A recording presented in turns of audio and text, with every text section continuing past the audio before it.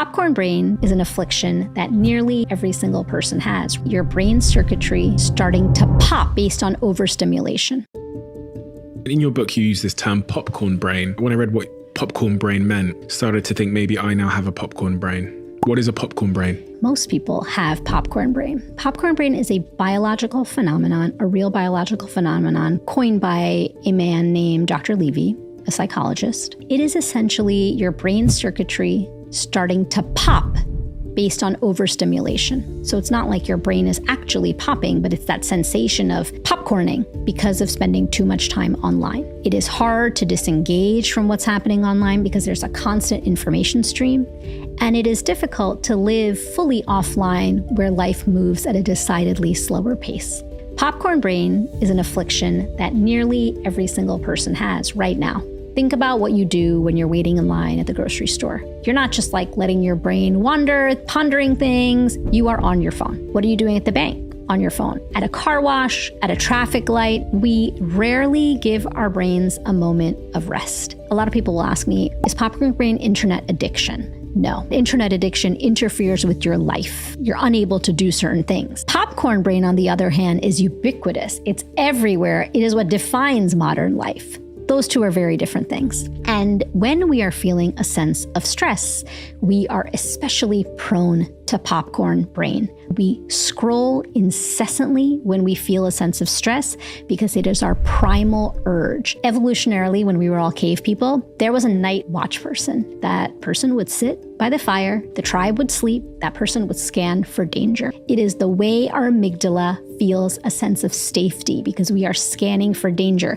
We are no longer in a tribe, we're not cave people anymore, so what do? We scroll. That is how we are scanning for danger, especially when we are feeling stressed. In recent times, there has been a lot of bad news. In fact, it feels like the onslaught of bad news, one thing after another, whether it's a climate disaster or a conflict in a certain part of the world or something or the other is always happening now. So how do we the goal is really not to limit our social media use or media use, because we know studies have shown that it is not about abstinence, because that actually doesn't have a positive impact on our mental health or our well-being. But what does have an impact on our mental health and well-being is decreasing our reliance to our phones. The goal here is to reconsider your relationship with your phone. It is not about abstinence. We're not trying to become digital monks here. It's about creating digital boundaries.